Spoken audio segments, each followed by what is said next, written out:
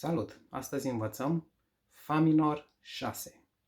Acordul de Fa minor are pe lângă notele Fa, La bemol și Do și treapta 6 adăugată, adică nota Re.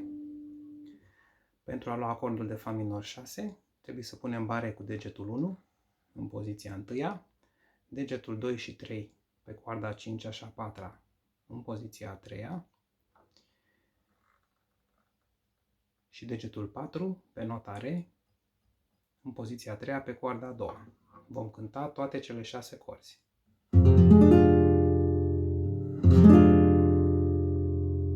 Acesta este Fa minor 6.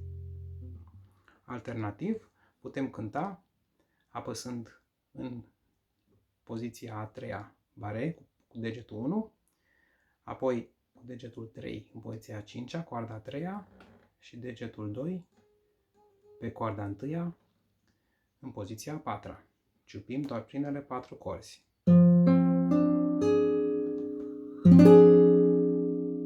Fa minor 6.